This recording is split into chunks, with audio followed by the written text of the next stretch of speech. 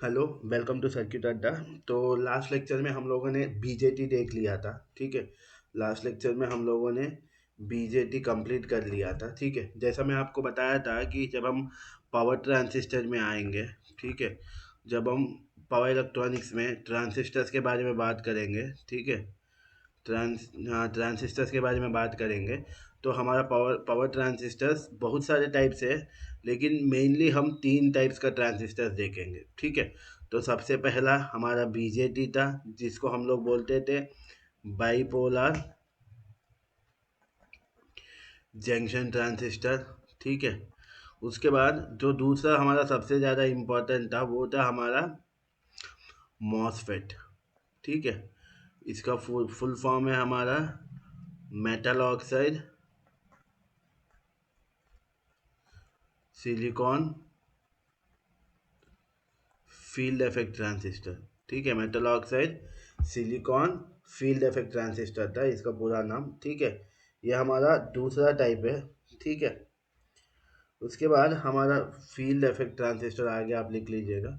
उसके बाद तीसरा हमारा है IGBT, insulated gate bipolar transistor. ठीक है, तो ये हमारा तीन टाइप्स थे।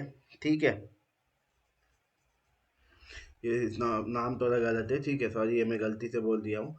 मॉसफेट का फुल फॉर्म होता है आपका metal oxide semiconductor field effect transistor. I am very sorry, इसका फुल फॉर्म होता है मेटल ऑक्साइड, ठीक है, सेमीकंडक्टर फील्ड इफेक्ट ट्रांजिस्टर। ठीक है, और आईजीबीटी को होता है insulated gate bipolar junction transistor. ठीक है, तो हमारा बेसिकली पावर ट्रांजिस्टर तीन टाइप्स, मेन मेन तीन थे। इसके अलावा भी होता है यूजेटी होता है, फेट होता है, जे फेट होता है, अलग अलग टाइप्स होते हैं। लेकिन मेनली हम अगर देखेंगे तो मेजरली मेजॉरिटी में हम लोग यूज़ करते हैं बीजेटी, मॉसफेट और आईजीबीटी। तो लास्ट लास्ट थ्री लेक्चर्स में हम लोगों ने बीजेटी देख लिया था। ठीक है, तो उसके बाद अब हम लोग क्या आज हम लोग क्या पढ़ेंगे, आज हम लोग मॉसफेट शुरू करने वाले हैं। ठीक है, तो बेसिकली अब हम देखेंगे कि बहुत लोगों को डाउट आएगा कि जब हमारे पास बीजेटी था स्विचिंग करने के लिए, और बीजेटी जैसा मैं जब आपको बीजेटी बताया था, मैंने आपको बोला था कि डायोड एक कंट्रोल डिवाइस है, तो हमको कंट्रोल्ड वे में ऑन ऑफ करना है, तो हम बीजेटी में आए हैं। लेकिन जब हम बीजेटी को इस्तेमाल करके कंट्रोल्ड वे में ऑन ऑफ कर रहे हैं, तो क्यों हम लोग मॉसफेट में आए हैं। ठीक है, तो ये हमारा मॉसफेट में क्यों आए हैं, ये भी आपको जानना है। तो सबसे पहला रीज़न हम मॉसफेट में आने का कि देखिए, जैसा आपका बीजेटी स्विचिंग करता है, आप सबको पता है कि आप क्या करोगे, कलेक्टर और एमिटर के बीच में आप वोल्टेज देंगे। ठीक है, उसके बाद आप बेस के पास करंट सिग्नल दोगे। जैसे ही आप बेस के पास करंट सिग्नल दोगे, हमारा ये बीजेटी ऑन हो जाएगा और कलेक्टर और एमिटर के बीच में करंट फ्लो करने लगेगा। मतलब कलेक्टर मतलब IC current, IC current flow कब करना है ये कौन डिसाइड करेगा, हमारा आईबी करंट डिसाइड करेगा। ठीक है, जब आप आईबी करंट दोगे तो आईसी करंट फ्लो करेगा, जब आप आईपी करंट नहीं दोगे तो आईसी करंट फ्लो नहीं करेगा, भले ही आप वी एमिटर और कलेक्टर के बीच में वोल्टेज दो। ठीक है, तो यहाँ पे स्विचिंग हो रहा है। ठीक है, लेकिन प्रॉब्लम ये है कि यहाँ पे हमारा बीजेटी में जो स्विचिंग स्पीड रहता है, बीजेटी में जो स्विचिंग स्पीड रहता है वो कम है। ठीक है, और पावर इलेक्ट्रॉनिक्स में बहुत सारे ऐसे एप्लीकेशन है जहाँ पे हमको स्विचिंग स्पीड बहुत हाई चाहिए। ठीक है, जैसा आप कन्वर्टर्स देखोगे, जैसा आप रेक्टिफायर्स, कन्वर्टर्स पावर इलेक्ट्रॉनिक्स में कन्वर्टर्स मतलब रेक्टिफायर्स हो गया, कन्वर्टर देखोगे या आप इन्वर्टर्स देखोगे। कन्वर्टर्स और इन्वर्टर्स के केस में हम लोगों को स्विचिंग स्पीड मतलब ऑन और ऑफ, जैसे हम सिग्नल दिए जल्दी ऑन होना चाहिए, और जैसे हम बेस के पास करंट हटा लिए तुरंत ऑफ होना चाहिए। तो बेस के पास करंट देते ही ऑन होना चाहिए, करंट हटाते ही जल्दी ऑफ होना चाहिए। तो ये इतना तेजी से ऑन ऑफ नहीं हो पाएगा। तो बीजेटी भले ही अच्छा स्विच है, लेकिन बीजेटी का स्विचिंग स्पीड थोड़ा कम है। तो इसी को इम्प्रूव करते हुए हम लोग किस में आए हैं, मॉसफेट में आए हैं। ठीक है, हम लोग किस में आए हैं, मॉसफेट में आए हैं। तो आज की क्लास में हम लोग मॉसफेट पढ़ेंगे। ठीक है, तो मॉसफेट में यहाँ पे मॉसफेट आज हम लोग पढ़ेंगे।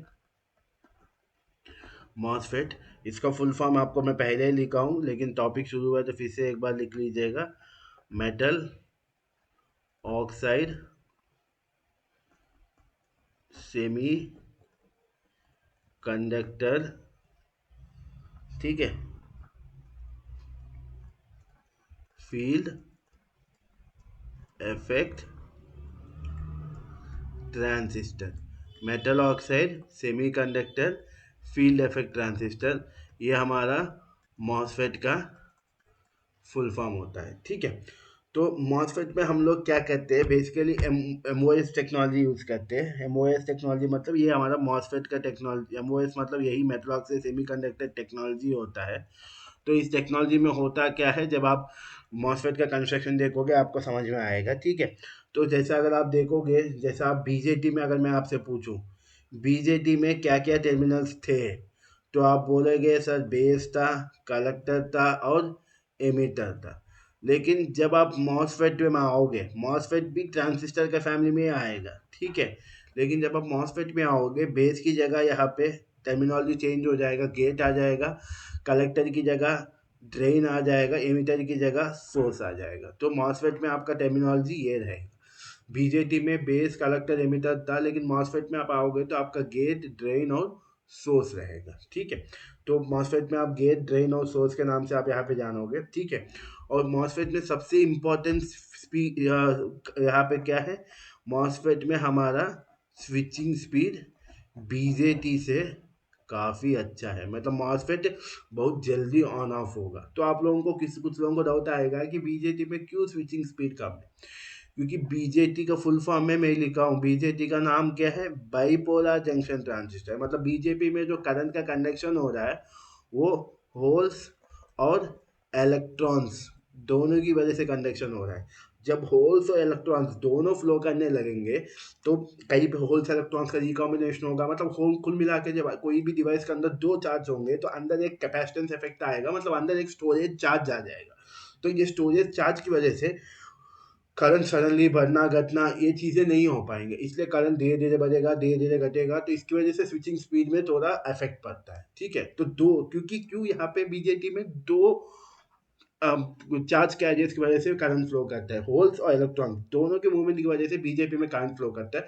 जब दो, एक पॉजिटिव चार्ज होल और एक नेगेटिव चार्ज इलेक्ट्रॉन बीजेटी में रहता है तो इसकी वजह से रिकॉम्बिनेशन होंगे और अंदर एक स्टोरेज चार्ज रहेगा। तो ये स्टोरेज चार्ज की वजह से करंट जो है वो जल्दी बढ़ना या जल्दी घटना नहीं होगा। जब करंट जल्दी नहीं बढ़ेगा तो ऑन नहीं हो पाएगा जल्दी, जब करंट जल्दी नहीं गिर पाएगा तो ऑफ नहीं हो पाएगा। इसकी वजह से जल्दी ऑन ऑफ नहीं हो पा रहा है। अब समझ में आया, क्योंकि बीजेटी में होल्स इलेक्ट्रॉन दोनों होने की वजह से स्टोरेज चार्ज रहता है, और जब स्टोरेज चार्ज की वजह से करंट जल्दी बढ़ नहीं पाएगा, मतलब जल्दी ऑन नहीं हो पाएगा, करंट जल्दी घट नहीं पाएगा, मतलब जल्दी ऑफ नहीं हो पाएगी। इसकी वजह से स्विचिंग स्पीड में इफेक्ट पड़ता है। लेकिन अभी आप मॉसफेट देखोगे, मॉसफेट में जो भी करंट फ्लो करता है तो वो सिर्फ और सिर्फ इलेक्ट्रॉन्स की वजह से ही फ्लो करता है, जो आप अभी देखने वाले हो, ठीक है। तो आपको मेनली याद क्या रखना है, हमने बीजेटी से मॉसफेट में मूव ऑन क्यों किया, क्योंकि स्विचिंग हमको हाई स्पीड स्विचिंग चाहिए, जल्दी ऑन जल्दी ऑफ करना है, स्विचिंग स्पीड ज़्यादा चाहिए, मतलब स्विचिंग फ्रीक्वेंसी ज़्यादा चाहिए। तो इस मेन रीज़न की वजह से हम लोग किस में आए, मॉसफेट में आए, ठीक है। तो तो अब मैं इसको एरेज कर दे रहा हूँ, क्योंकि मॉसफेट में सोचता हूँ हेडिंग यही रहेगा, तो यहीं पे हम लोग मॉसफेट को ड्रा करेंगे तो अच्छा रहेगा, ठीक है। तो अब हम लोग मॉसफेट देखेंगे। तो मॉसफेट का देखोगे तो पहले इमेज लेके आऊँगा मॉसफेट का, ठीक है।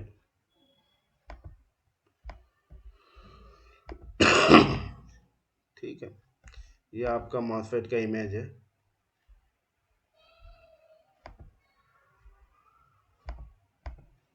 जिसको थोड़ा साइड कर लेंगे यहाँ पे, ठीक है। तो ये आपका मॉसफेट, लेकिन एक चीज़ याद रखिएगा, मॉसफेट अभी आपको जो स्क्रीन पे मॉसफेट दिख रहा है ये एक सिंप्लीफाइड मॉसफेट डायग्राम है, ठीक है।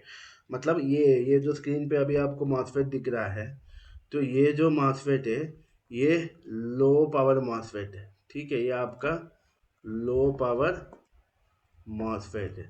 मतलब ये हाई पावर एप्लीकेशंस में नहीं यूज़ होता है, ये लो पावर एप्लीकेशन में यूज़ करने वाला मॉसफेट है। लेकिन पहले मैं आपको ये इसलिए लिया हूँ क्योंकि जब आप लो पावर मॉसफेट सीखोगे तो उसके बाद आपको हाई पावर मॉसफेट को सीखना बहुत आसान रहेगा, ठीक है। और लेफ्ट साइड में जो आपको ये दिख रहा है ये आपका क्या है, मॉसफेट का सिंबल है, ये आपका मॉसफेट का सिंबल है। तो ये यहाँ पे ये जो एरो मार्क होता है ये आपका करंट का डायरेक्शन दिखाता है, इलेक्ट्रॉन्स का फ्लो का डायरेक्शन दिखाता है, करंट का डायरेक्शन नहीं। ये अभी स्क्रीन पे जो आपको दिख रहा है, ठीक है, तो इसमें आप देख सकते हो ये अंदर की साइड है, ठीक है। और ये जो राइट सेकंड दूसरा डायग्राम है आपका, ये आपका क्या है, एक सिंप्लीफाइड मॉसफेट है, ठीक है। और ये आपको जो दिख रहा है ये आपका एन चैनल मॉसफेट है, ठीक है। मॉसफेट में भी दो तरह के होते हैं, ठीक है। अगर आप नॉर्मल मॉसफेट में देखोगे तो आपका मॉसफेट भी दो तरह का होता है, जैसा आप इलेक्ट्रॉनिक्स में देखे होगे, एनालॉग इलेक्ट्रॉनिक्स में मॉसफेट दो तरह का होता है। बेसिकली देखोगे तो पहला टाइप होता है डिप्लीशन टाइप और एनहेंसमेंट टाइप, ठीक है। डिप्लीशन टाइप होता है और एक एनहेंसमेंट टाइप होता है, लेकिन हम डिप्लीशन टाइप के बारे में पावर इलेक्ट्रॉनिक्स में कई बात नहीं करेंगे, हम जो भी बात करेंगे एनहेंसमेंट टाइप बारे में बात करेंगे। तो अगर आप एनहेंसमेंट टाइप में भी देखोगे तो एनहेंसमेंट टाइप में आपके दो तरह के मॉसफेट होते हैं, ठीक है।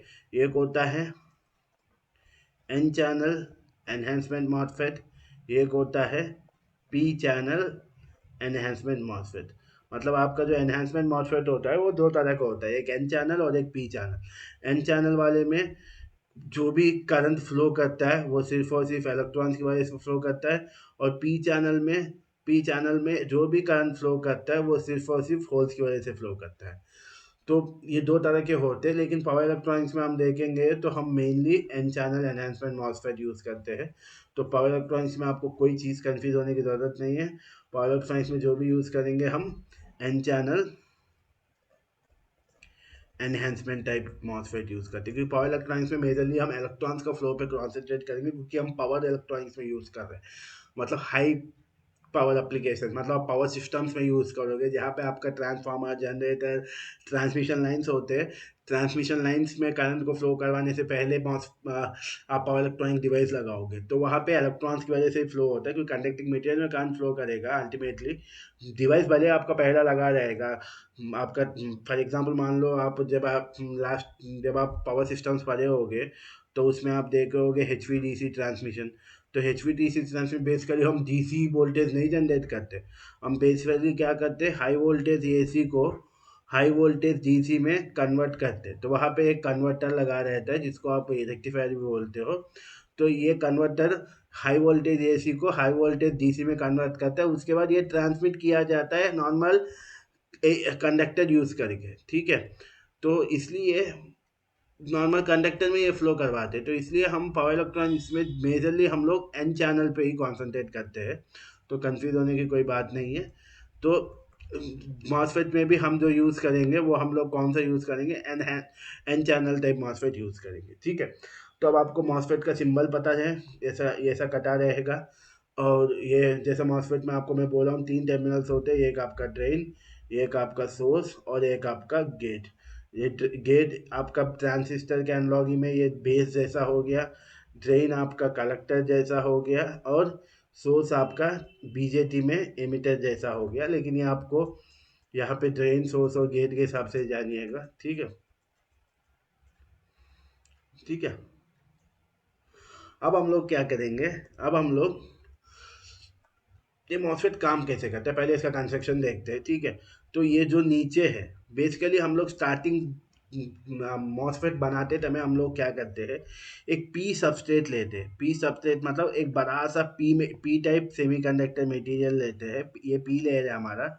तो हम लोग एक बड़ा सा पी लेयर लेते हैं, ठीक है। एक पी लेयर लेते हैं, ठीक है, पहले हम लोग पी लेयर लेते हैं। इसी को हम लोग क्या बोलते हैं, पी सबस्ट्रेट बोलते हैं, जो यहाँ पे नाम लिखा हुआ है, ठीक है, पी सबस्ट्रेट बोलते हैं। और इसके बाद इस पी लेयर में हम लोग क्या करेंगे, दो एन लेयर्स को इंसर्ट करेंगे, मतलब यहाँ काटेंगे, यहाँ पे कट करेंगे और उसमें इंसर्ट करेंगे। इंसर्ट करने का तरीका अलग होता है, समझने के लिए मैं आपको बोल रहा हूँ। तो यहाँ पे हम लोग क्या करेंगे, एक हेवीली डोप्ड एन लेयर, ठीक है, हेवीली डोप्ड एन लेयर को पी लेयर के अंदर इंसर्ट कर देंगे, ठीक है। तो यहाँ पे जो भी पी लेयर है वो हट गया, वहाँ पे क्या आ गया, हेवीली डोप्ड एन लेयर। पहले हम पूरा पी लेयर लिए, पूरा सा पी लेयर का टुकड़ा लिए, एक ब्लॉक लिए, और जिसमें दो जगह हम लोगों ने क्या कर दिया, फॉर एग्जांपल समझने के लिए काट के हमने दो हेवीली डोप्ड एन लेयर्स को घुसा दिया। तो पी लेयर नॉर्मली डोप्ड है इसलिए इसको मैं पी लिखा हूँ, और ये हेवीली डोप्ड है N plus layers. Heavily doped है इसका मतलब इनमें मेजॉरिटी हमारा मतलब डोपिंग नॉर्मल से ज़्यादा किया गया है तो इनमें हो इलेक्ट्रॉन्स का संख्या ज़्यादा होगा, ठीक है। उसके बाद हम इसके ऊपर क्या करेंगे, एक SiO2 लेयर लेंगे, ठीक है। ये वाला ब्लू वाला, ये एक SiO2 लेयर लेंगे, ठीक है।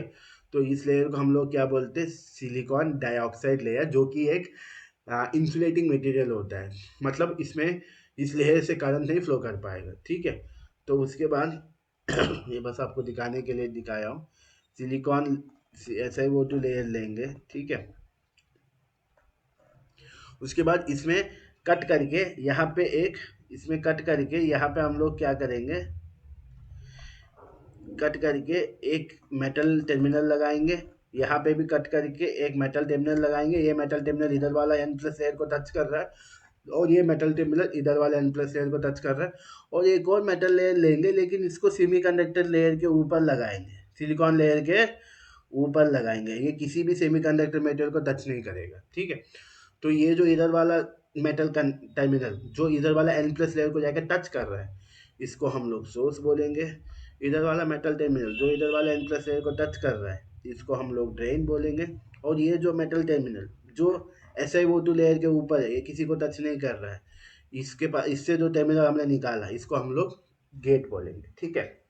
ठीक है, तो ये आपका क्या है, मॉसफेट, लो पावर मॉसफेट का कंस्ट्रक्शन है, ठीक है। तो एक बार आपको कंस्ट्रक्शन समझ में आ गया, अब हम लोग इसका वर्किंग में जाते हैं, ठीक है। अब इसका वर्किंग देखते हैं, ठीक है।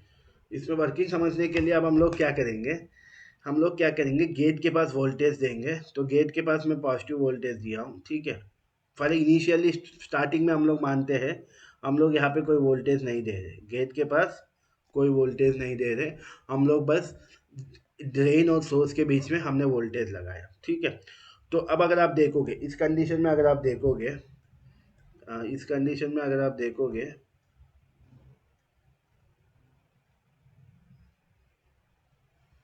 ठीक है, इसको मैं मिटा दे रहा हूँ। इस कंडीशन में अगर आप देखोगे, मैंने गेट के पास कोई वोल्टेज नहीं दिया, ठीक है। अब मैं जो भी वोल्टेज दिया हूँ ड्रेन और सोर्स के बीच में दिया हूँ। अब आप लोगों को ये जानना है कि अब इसमें करंट फ्लो करेगा, करंट फ्लो करेगा भी या नहीं, ये हमको देखना है, ठीक है। तो अब देखते हैं, देखिए जैसा आप देखोगे तो ये आपका, एक मिनट,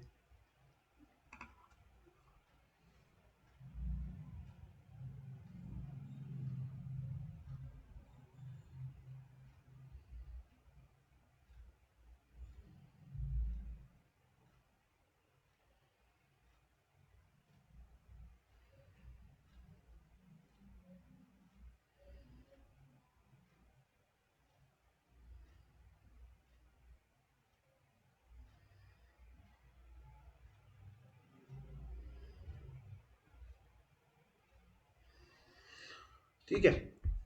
अब अगर आप देखोगे तो आप देखिए, आपका बैटरी से फॉर एग्जाम्पल मान लो करंट आएगा, उसके बाद ड्रेन में आएगा, उसके बाद पी लेयर में भी जाएगा, उसके बाद किधर जाएगा, यहाँ तक कुछ है नहीं, यहाँ पे पी लेयर है, ठीक है। और जब आप गेट के पास कोई वोल्टेज नहीं दोगे, अभी आपने जिस हिसाब से वोल्टेज आपने दिया है, तो उस हिसाब से अगर आप देखोगे तो आपका ये जो जंक्शन है, ये एक जंक्शन है ना यहाँ पे N प्लस और पी लेयर के बीच में, क्योंकि ये पूरा पी लेयर है, इसमें दो N प्लस लेयर घुसाया गया है।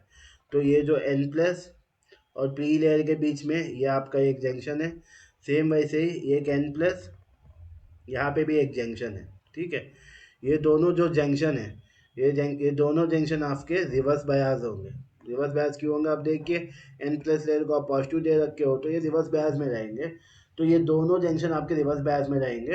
तो जैसा आप देखोगे, तो अगर बैटरी से आपका करंट आएगा भी तो ये करंट एन प्लस में जाएगा, एन प्लस से आगे ही नहीं जा पाएगा, क्योंकि यहाँ पे ये जंक्शन रिवर्स बयास है, ठीक है।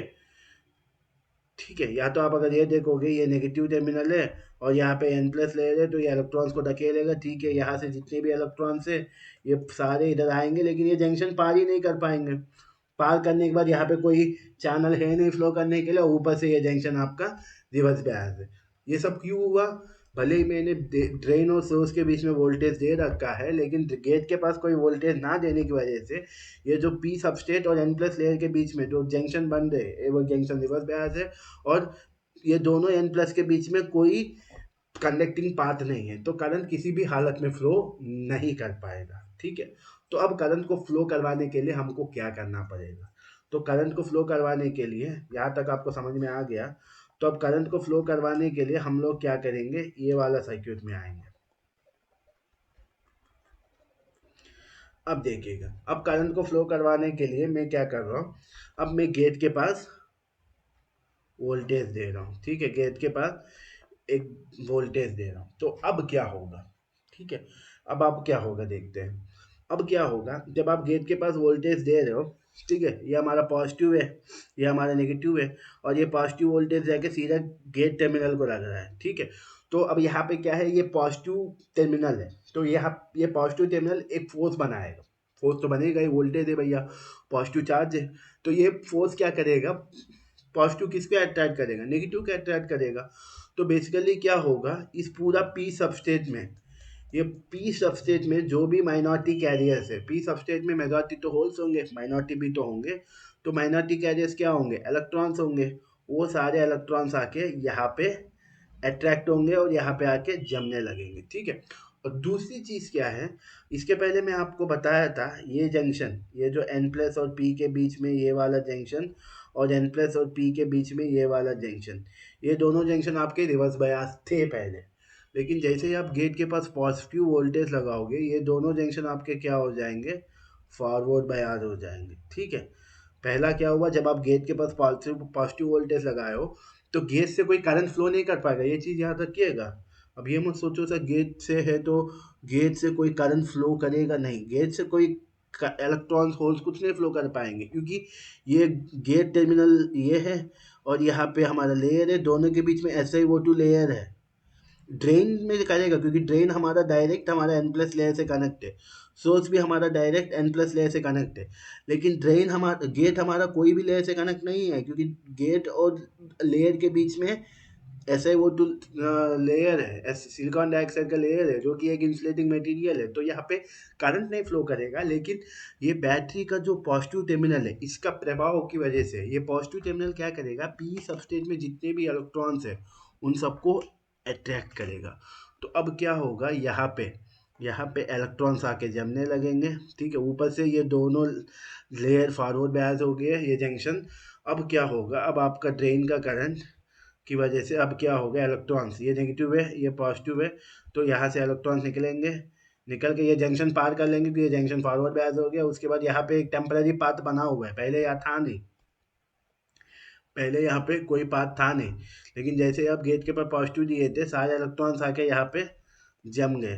तो अब क्या होगा, ये नेगेटिव नेगेटिव चार्ज है, नेगेटिव चार्ज करेगा, एन प्लस लेयर से इलेक्ट्रॉन्स को ढकेलेगा, तो यहाँ पे इस एन प्लस लेयर से सारे इलेक्ट्रॉन्स जंक्शन पार करके यहाँ पे आएंगे, यहाँ से जंक्शन पार करके इधर जाएंगे, उसके बाद ऐसा इलेक्ट्रॉन्स का फ्लो होना शुरू होगा। ठीक है, इसे देखना है तो देख लो।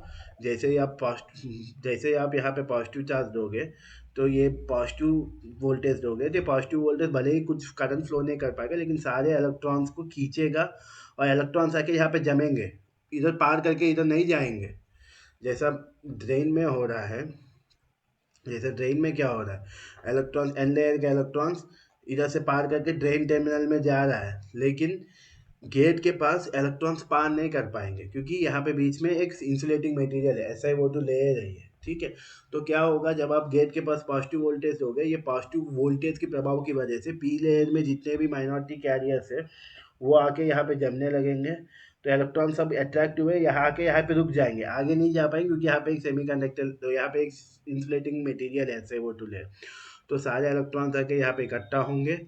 उसके बाद ये दोनों लेयर, ये वाला लेयर, ये वाला जंक्शन, दोनों जंक्शन फॉरवर्ड बायस हो जाएंगे, और उसके बाद ये ट्रेन के प्रभाव की वजह से यहाँ से इलेक्ट्रॉन्स निकलेंगे, निकल के ये जंक्शन पार करके ये जो टेम्पररी एक एन चैनल बना है, क्योंकि यहाँ पे इलेक्ट्रॉन्स आके जम गए, तो यहाँ पे भी एक चैनल जैसे बन गया। तो ये इलेक्ट्रॉन्स बेसिकली क्या हुआ, इलेक्ट्रॉन्स आपका यहाँ पे सारे इलेक्ट्रॉन्स आके जम गए, क्योंकि आपने यहाँ पे पॉजिटिव चार्ज दिया तो सारे इलेक्ट्रॉन्स आके यहाँ पे जम गए, और सारे इलेक्ट्रॉन जमने की वजह से अब यहाँ पे भी एक टेम्परेरी चैनल बन गया। तो अब क्या होगा, इस एन प्लस लेयर से इलेक्ट्रॉन्स जंक्शन पार करके यहाँ आएंगे, यहाँ से जंक्शन पार करके इस एन प्लस लेयर में जाएंगे, उसके बाद ऐसा ऐसे इलेक्ट्रॉन्स का फ्लो होने लगेगा। ठीक है, अब आप बताओ, यहाँ पे इलेक्ट्रॉन्स का फ्लो होने के लिए भले हमने पहला वीडीडी अप्लाई करके रखा है, लेकिन जब तक आप गेट के पास कोई वोल्टेज नहीं वो नहीं दोगे तो यहाँ पे कोई करंट फ्लो नहीं किया था। लेकिन जब आप वीडीडी वोल्टेज दे के गेट के पास भी सफिशिएंट वोल्टेज, एक मिनिमम वोल्टेज होता है, उससे ज़्यादा वोल्टेज जब आप दिए हो तब आपका करंट फ्लो कर रहा था। ठीक है, अब ये बताओ इस डिवाइस में, जैसा ट्रांजिस्टर में हम बोलते हैं आई बीजेटी में कि जब आप बेस के पास करंट डिसाइड करता है कि कलेक्टर करंट फ्लो करेगा या नहीं करेगा, लेकिन अगर आप मॉसफेट में आओगे, मॉसफेट में करंट फ्लो करेगा या नहीं करेगा या करेगा, ये कौन डिसाइड कर रहा है? गेट के पास करंट या गेट के पास वोल्टेज? गेट के पास वोल्टेज, क्योंकि यहाँ पे गेट के पास कोई करंट फ्लो नहीं करेगा, क्योंकि बीच में एक इंसुलेटिंग मटेरियल है। लेकिन इस वोल्टेज के प्रभाव की वजह से यहाँ पे कुछ इलेक्ट्रॉन्स आके जम गए। जब यहाँ पे कुछ इलेक्ट्रॉन्स आके यहाँ पे इकट्ठा हुए, उसके बाद एन प्लस लेयर से इलेक्ट्रॉन्स इधर इधर जाके ऐसा फ्लो करने लगा। ठीक है, तो ये आपका मॉसफेट काम करता है बेसिकली। लेकिन यह इसको मॉसफेट को हम लोग वोल्टेज कंट्रोल डिवाइस बोलते हैं। ठीक है, जैसा आप बीजेटी को देखोगे तो बीजेटी को हम लोग करंट कंट्रोल डिवाइस बोलते हैं, क्योंकि बीजेटी में करंट ऑन कब होगा ऑफ कब होगा वो कौन डिसाइड करेगा? बेस करंट डिसाइड करेगा। सेम वैसे ही मॉसफेट को वोल्टेज कंट्रोल डिवाइस बोलते हैं, क्योंकि मॉसफेट कब ऑन होगा, करंट फ्लो किया मतलब ऑन, करंट नहीं फ्लो किया मतलब ऑफ, ये कौन डिसाइड करेगा? गेट के पास वोल्टेज डिसाइड करेगा। ठीक है, तो ये आपका मॉसफेट का normal power, low power MOSFET का कंस्ट्रक्शन और वर्किंग है।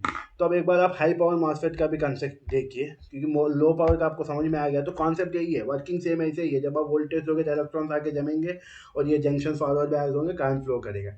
लेकिन हाई पावर मॉसफेट में एक थोड़ा सा चेंज रहता है, क्योंकि ये हाई वोल्टेज को ब्लॉक नहीं कर पाएगा। तो हाई वोल्टेज को ब्लॉक करने के लिए हाई पावर मॉसफेट आपको देखना है। ठीक है, एक मिनट।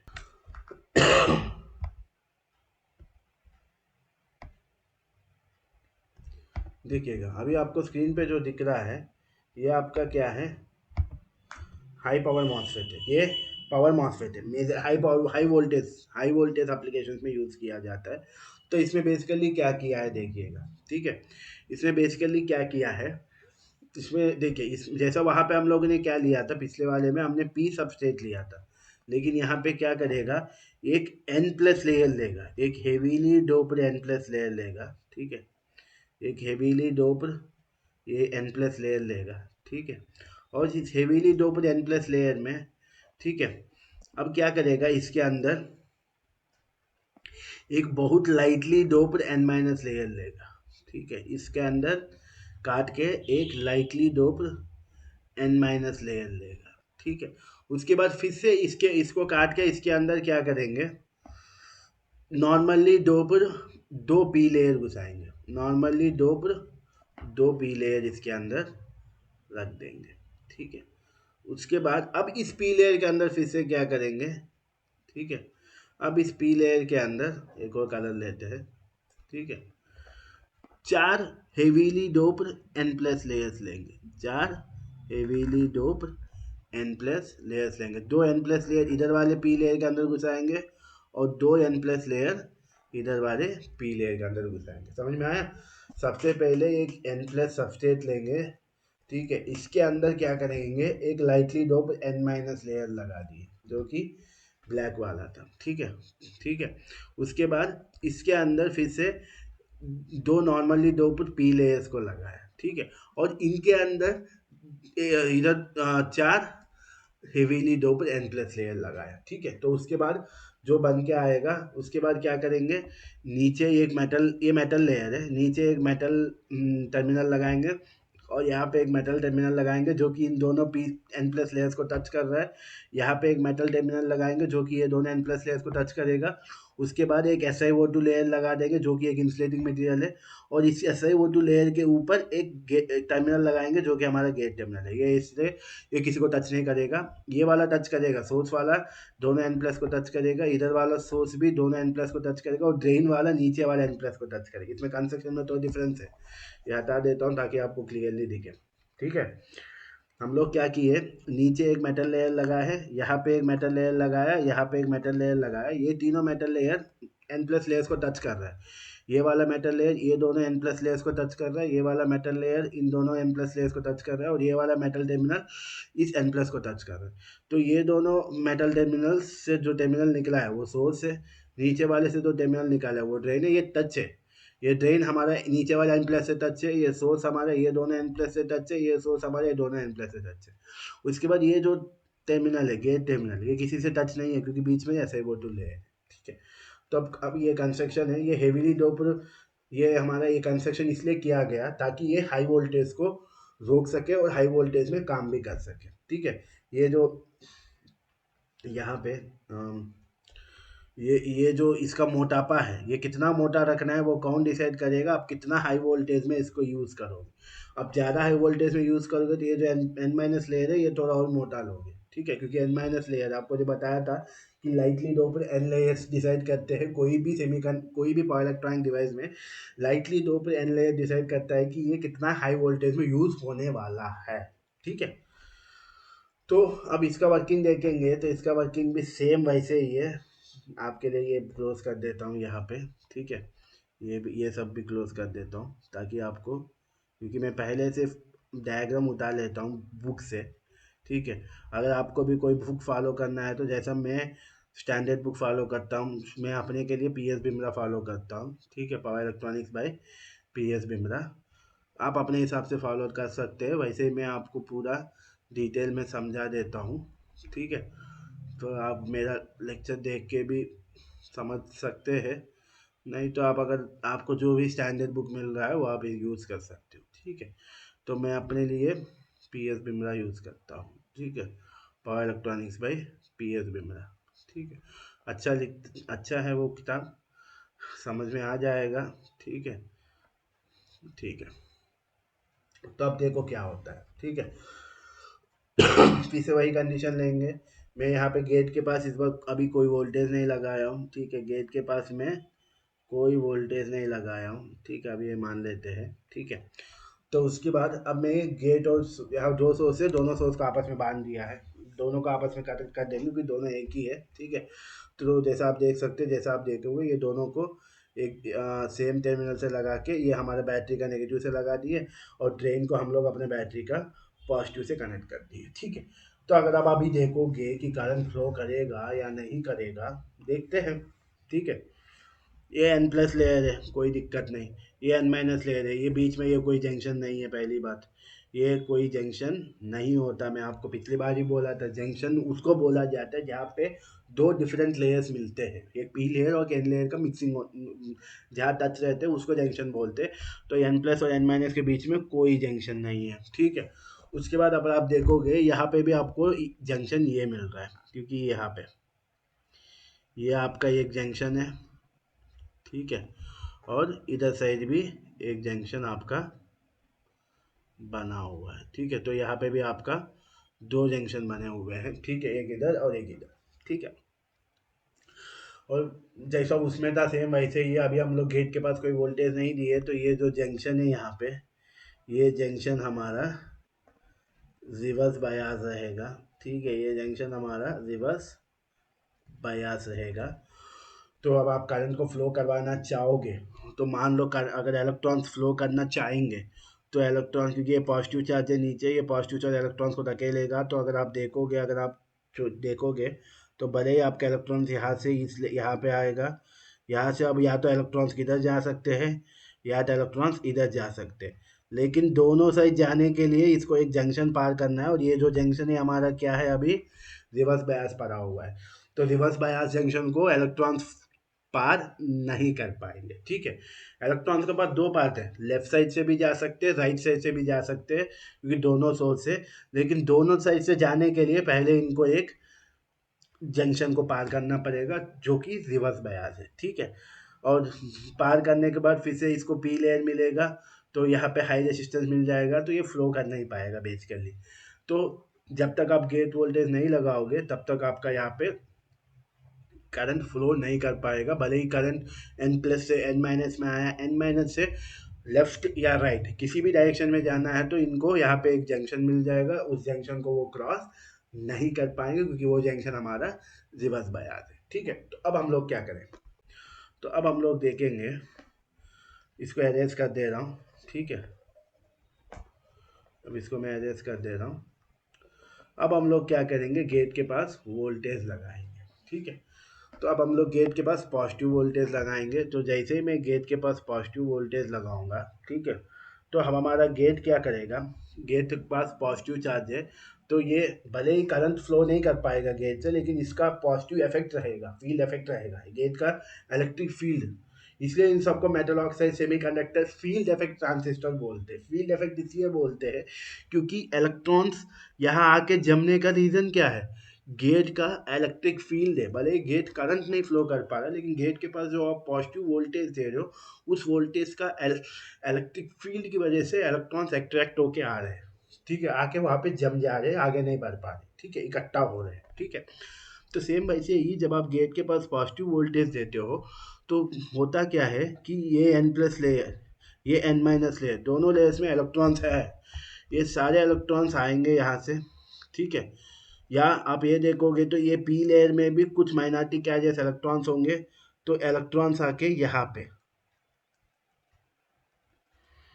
पे जम जाएंगे, इलेक्ट्रॉन्स यहाँ पे आके जमेंगे कुछ इलेक्ट्रॉन्स, और कुछ इलेक्ट्रॉन्स यहाँ पे आके जम जाएंगे। जैसे ये पी लेयर है, पी लेयर के अंदर माइनॉरिटी चार्जेस इलेक्ट्रॉन्स है, तो ये सारे इलेक्ट्रॉन्स आके यहाँ पे, क्योंकि पॉजिटिव चार्ज खींचेगा इलेक्ट्रॉन्स को, तो इलेक्ट्रॉन्स आके यहाँ पे जमेंगे और इलेक्ट्रॉन्स आके यहाँ पे जाएंगे।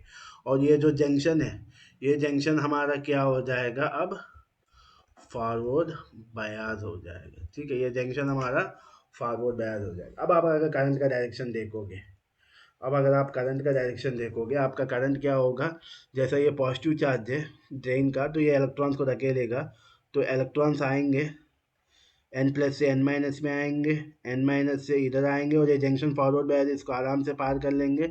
उसके बाद यहाँ पे सारे इलेक्ट्रॉन्स इकट्ठा है, तो ये भी इनका पाथ मिल गया, और यहाँ से एन प्लस में आके ऐसे चले जाएंगे, ठीक है, ठीक है। या दूसरा पाथ भी है, ये इलेक्ट्रॉन्स ऐसा आएंगे, ऐसे आएंगे, उसके बाद ये वाला जंक्शन फॉरवर्ड में आया था, जंक्शन पार करेंगे, एन प्लस में आएंगे, ऐसे आएंगे, ठीक है। तो इलेक्ट्रॉन्स का फ्लो होने लगेगा। इलेक्ट्रॉन्स कैसे फ्लो करेंगे, एन प्लस लेयर से शुरू होंगे, दो पाथ में शुरू होंगे, थोड़े इलेक्ट्रॉन्स इधर लेफ्ट साइड से जाएंगे, थोड़े इलेक्ट्रॉन्स राइट साइड से जाएंगे, उसके बाद लेफ्ट वाले इधर पी लेयर में घुसेंगे जंक्शन पार करके। उसके बाद यहाँ पे एक टेम्पररी एन प्लस लेयर बना हुआ है क्योंकि सारे इलेक्ट्रॉन्स आके जमे हैं। उसके बाद एन प्लस में जाएंगे, सोर्स में जाएंगे, उसके बाद बैटरी को चले जाएंगे, ठीक है। वैसे ही ये राइट वाला भी इधर से राइट से जंक्शन पार करेंगे, एन प्लस में जाएंगे, टर्मिनल जाएंगे, वापस आएंगे। ऐसा आपका करंट का फ्लो होगा दो अलग अलग पाथ में, ठीक है। तो ये आपका क्या है, मॉसफेट का कंस्ट्रक्शन और वर्किंग है। और आप पावर इलेक्ट्रॉनिक्स में ये वाला मॉसफेट यूज़ करोगे। इसके पहले जो मॉसफेट बताया था वो सिर्फ आपको कॉन्सेप्ट समझने के लिए एक्सप्लेन किया गया था, वो लो पावर एप्लीकेशन में यूज़ किया जाता है। लेकिन जब आप हाई पावर एप्लीकेशन में देखोगे तो आपका हाई पावर एप्लीकेशन में यही वाला मॉसफेट यूज़ किया जाता है, ठीक है। तो इसको मॉसफेट का नाम क्या था, मेटल ऑक्साइड। मेटल ऑक्साइड इसलिए बोला गया क्योंकि यहाँ पे एक SiO2 लेयर है, ये हमारा एक मेटल ऑक्साइड है, सेमीकंडक्टर डिवाइस है, semiconductor. Field effect, field effect इसलिए बोला गया क्योंकि हम गेट के पास वोल्टेज देते हो, जिस वोल्टेज का इलेक्ट्रिक फील्ड की वजह से इलेक्ट्रॉन्स आके यहाँ पे जम रहे, तो फील्ड इफेक्ट। और ट्रांजिस्टर, तो इसलिए इसको metal oxide, semiconductor, field effect, transistor बोला जाता है। और ये हमारा एनहेंसमेंट टाइप है। एनहेंसमेंट इसलिए बोलते हैं क्योंकि जब आप गेट के पास पॉजिटिव वोल्टेज देते हो, तब आपका यहाँ पे इलेक्ट्रॉन्स आके इकट्ठा हो रहे हैं, और ये इलेक्ट्रॉन्स एक और चैनल बना रहे हैं। पहले चैनल था नहीं, लेकिन जब आप पॉजिटिव वोल्टेज दे रहे हो गेट के पास, तो ये इसका इलेक्ट्रिक फील्ड की वजह से ये पी लेयर से कुछ इलेक्ट्रॉन्स के अटैच करके यहाँ पे इकट्ठा करवा रहा है। तो यहाँ पे एक टेम्पररी चैनल आके बना, तो इसलिए इसको एनहेंसमेंट बोलते हैं।